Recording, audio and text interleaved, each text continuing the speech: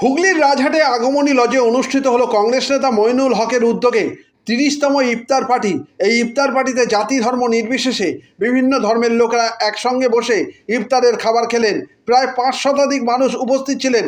পরে আজকের এই মহতী ইফতার পার্টি সম্পর্কে জানান কংগ্রেস নেতা মইনুল হক। চুঁচুড়া থেকে প্রবীর ঘোষালের রিপোর্ট।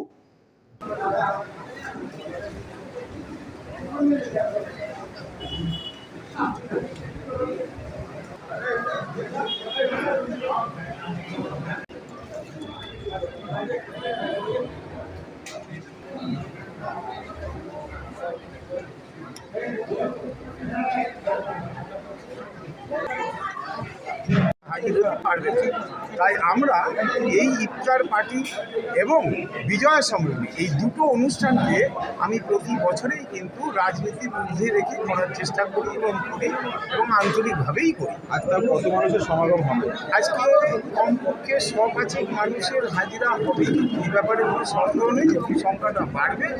কিন্তু কড়াইগন্ডায় গুণে রাখা তো সম্ভব না, কিন্তু এটা প্রতি বছরের হিসাব মতো। আজ বিশেষ অতিথি কেউ আছেন?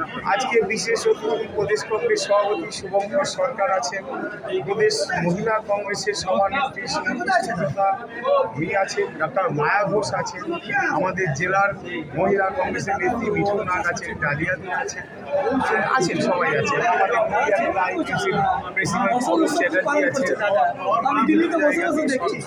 এই অনুষ্ঠানে গত 30 বছর ধরে মানুষ যেভাবে দলমত নির্বিশেষে জাতি ধর্ম নির্বিশেষে হাজির হয় আন্তরিকভাবে, এবং এবারেও হয়েছে, তাতে সারা দেশ জুড়ে যারা যত অশান্তি তৈরির চেষ্টাই করুক, যত ধর্মীয় মেরুকরণ করার চেষ্টাই করুন, সেই ধর্মীয় মেরুকরণের সমস্ত বাধাকে উপেক্ষা করে আজকে মানুষ এখানে সমবেত হয়েছে।